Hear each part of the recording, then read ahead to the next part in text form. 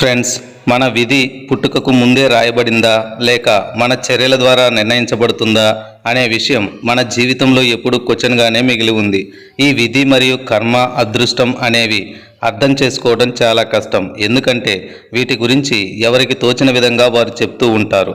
చాలామంది ఈ విధి మనం పుట్టుక ముందే నిర్ణయించబడుతుందని, ఇంకొంతమంది ఒక వ్యక్తి యొక్క చర్యలు అతని విధిని నిర్ణయిస్తాయని ఇలా రకరకాలుగా చెప్తూ ఉంటారు.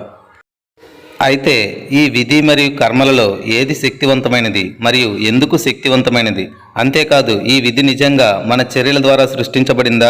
గరుడ పురాణంలో దీని గురించి ఏం చెప్పారు మరియు హిందూ గ్రంథాలలో దీని గురించి ఏ విధంగా ఉంది? ఆచార్య చాణక్యుడు తన చాణక్య నీతిలో ఏమి చెప్పాడు? అంతేకాక ఇస్లాం, క్రైస్తవ మతాలలో మరియు ఇతర మతాలలో ఈ విధి మరియు కర్మ గురించి ఏమి రాయబడిందో ఈ వీడియోలో స్పష్టంగా తెలుసుకుందాం. హిందూ పురాణ గ్రంథాలలో మనిషి మరణం తర్వాత శరీరం మాత్రమే నాశనమవుతుందని, కానీ ఆత్మకు ఎప్పటికీ చావు లేదని రాయబడింది. అంతేకాదు, గరుడ పురాణంలో 84 లక్షల జన్మలలో ఉత్తమమైన జన్మ మానవ జన్మే అని రాయబడింది. మనిషి తన కర్మల ఆధారంగా మరణాంతరం జీవితం పొందుతాడు.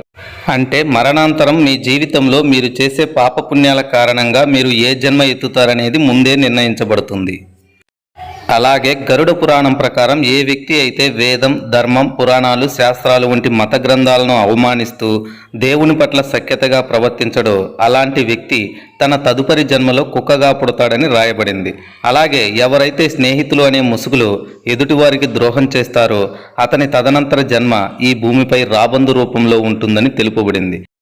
కాబట్టి గరుడ పురాణం ప్రకారం ఒక వ్యక్తి ఈ జన్మలో చేసే కర్మల ఆధారంగా అతని తదుపరి జీవితం, పుట్టుక ముందే నిర్ణయించబడతాయి.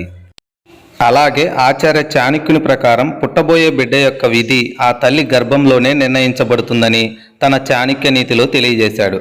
అంటే వ్యక్తి తను చేసే పనుల ద్వారా తదుపరి జన్మ మరియు అతని మరణాన్ని ప్రభావితం చేస్తుందట. అలా చాణక్యుని నీతి ప్రకారం భూమిపై జన్మించే వ్యక్తి యొక్క వయస్సు, కర్మ, సంపద, జ్ఞానం మరియు మరణ సమయం, విద్యాభ్యాసం, సుఖదుఖాలు ఇలా ఆ వ్యక్తి యొక్క తన జీవితంలో ఏమి కాబోతున్నాడో అలాంటి విషయాలన్నీ తన తల్లి గర్భంలోనే రాయబడుతుందని చెప్పాడు. అంతేకాకుండా ఈ కర్మలు ఇప్పటివే కాకుండా పూర్వ జన్మలలో చేసిన పాప చర్యల ఆధారంగా మాత్రమే నిర్ణయించబడతాయని చెప్పాడు. అంతేకాదు, చాణక్యుని ప్రకారం మానవ జీవితంలో దాదాపు 101 సార్లు మరణం సంభవించే అవకాశం ఉందట. వాటిలో అకాల మరణం మరియు కాలమరణం. అకాల మరణాన్ని కర్మల ద్వారా సుఖ సంతోషాలతో మార్చవచ్చు, కానీ కాలమృత్యువు మారదని చెప్పాడు. అలాగే ఈ విషయంపై కృష్ణ భగవానుడు భగవద్గీతలో ఏమి చెప్పాడో ఇప్పుడు తెలుసుకుందాం. మనిషి తన విధిని తానే సృష్టించుకుంటాడు. మన జీవితంలో అడుగడుగునా మన ఆలోచనలు, మన ప్రవర్తన, మన చర్యలే మన విధిని నిర్ణయిస్తాయని భగవద్గీతలో రాయబడింది. ఇలా విధి, కర్మకి ఒక చక్కటి ఉదాహరణ కూడా ఉంది. శ్రీకృష్ణుడి స్నేహితుడైన సుధాము విధి ప్రకారం పేద కుటుంబానికి చెందినవాడు, కానీ అతని కర్మ అతనిని అదృష్టగ్రహీతగా చేసింది. అలాగే ఈ విధి నుండి తప్పించుకోలేరు అనటానికి ఇంకో చక్కని ఉదాహరణ శ్రీకృష్ణ భగవానుడి జన్మ కథ. కంసుడు భవిష్యవాణి ద్వారా తన మరణం గురించి తెలుసుకొని శ్రీకృష్ణుడిని చంపాలనుకుంటాడు. కానీ చివరికి అతని విధి ప్రకారం దేవకికి 8వ సంతానంగా జన్మించిన శ్రీకృష్ణుడిచే చంపబడ్డాడు. ఒకవేళ కంసుడు తన విధి నుండి తప్పించుకోవాలని అధర్మాన్ని వదిలి ధర్మ మార్గంలో పయనించి ఉంటే దేవుడు అతనికి క్షమాపణ ప్రసాదించి ఉండవచ్చు. కానీ కంసుడు అధర్మ మార్గంలో పయనించి పాపపు పనులకు పాల్పడి తనకు తానుగానే మరణాన్ని పొందాడు.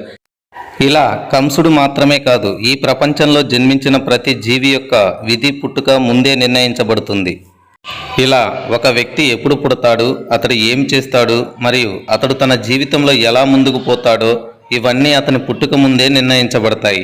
వీటన్నింటినీ నిర్ణయించేది విధి అనుకోవచ్చు, కానీ అందులో నిజం లేదు. ఎందుకంటే విధిని మనం చేసే కర్మల ద్వారా మార్చవచ్చు. ఇస్లాం మతంలో విధిని కిస్మత్ అంటారు. అంటే ఖురాన్ ప్రకారం మన కిస్మత్ అల్లా ఇష్ట ప్రకారమే జరుగుతుంది. అలాగే హిందూ మతంలో విధిని ప్రారబ్ధం అంటారు. ప్రారబ్ధం అంటే మన ప్రస్తుత జీవితం, గత జన్మలలోని అనుకూల, ప్రతికూల కర్మ ఫలితాలు. అంటే ఈ విధులను ప్రస్తుత కర్మలు కూడా ప్రభావితం చేయగలవు. కాబట్టి మన పనులను మెరుగుపరుచుకోవడానికి ప్రయత్నించాలి మరియు మన విధిని కూడా అంగీకరించాలి.